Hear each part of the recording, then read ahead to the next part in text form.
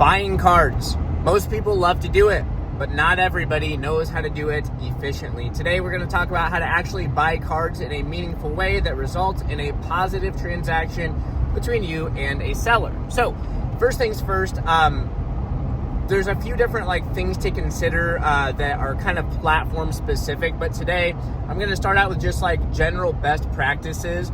And the number one bit of advice that I can give to anyone who is buying cards is actually have the money.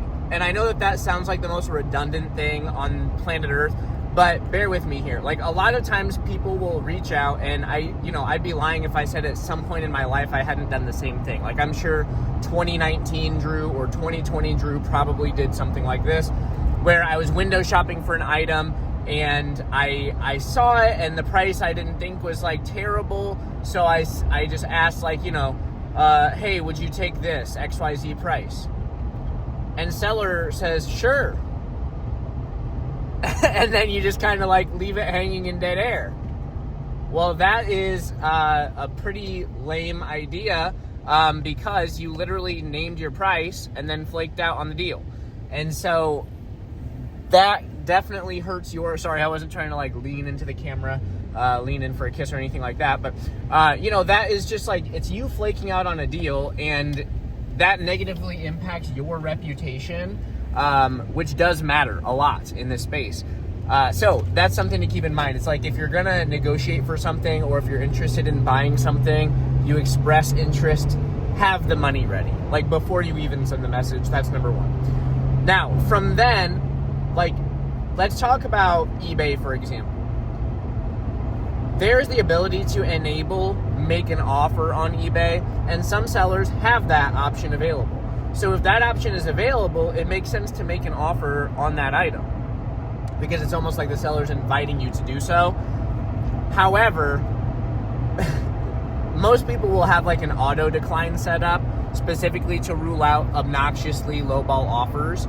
And the crazy thing is too, sometimes buyers will even make crazy lowball offers in the messages of items without that option available. I'll think of a specific example. I've got right now I've got my last PSA 10 copy of Cleffa, Igglybuff, and what is that? Togepi. It's the Altart 143A from the Small But Mighty collection box.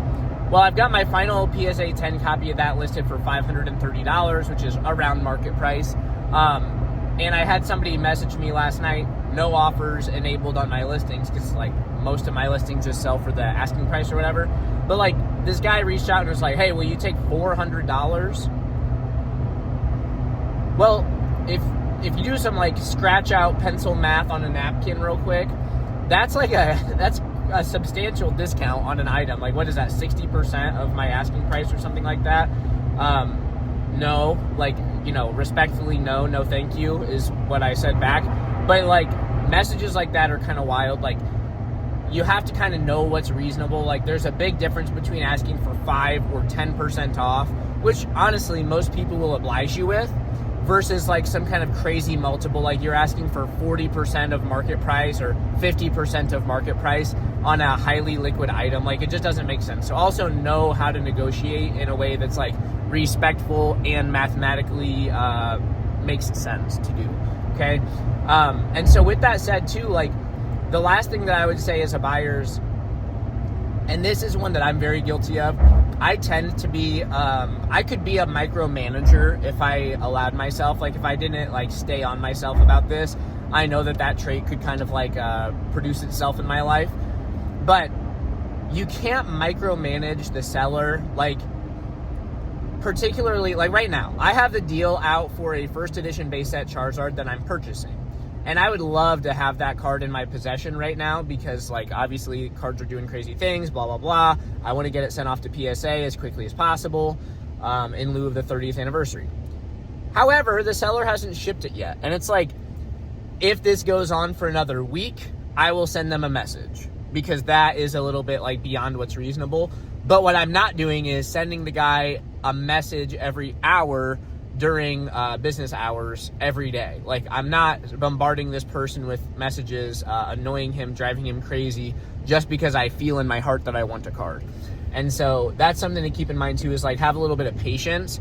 You can't expect everyone to ship something out instantly. Like on my eBay store, I ship within 1 day of purchase, and that's pretty fast. And so I usually don't get complaints about that. But or like the way that a seller packages things, like there's this famous quote. It's like I forget the exact phrasing here, but it's a Mark Twain quote, and it's something along the lines of how terrible life is, and it's like all of these bad things that almost happened to you. Like there's so many bad things that some of them almost actually happened. And it's like, I have had sellers get upset before because they think that a package could have been damaged with the way that I packaged it. It's like, okay, well, objectively, your item arrived safe, and I've got thousands of transactions on my eBay store, most of which reference safe arrival or well packaged, stuff like that. And so also, it's like, diluting the noise is something that I'm responsible for in those situations. It's like, I just don't entertain it or put too much stock into that. Just like on a recent video, there was some guy commenting like, oh, you've sold hundreds of thousands of dollars of Pokemon cards, but you can't afford a good camera setup. Well, that's kind of funny. It is. I acknowledge that.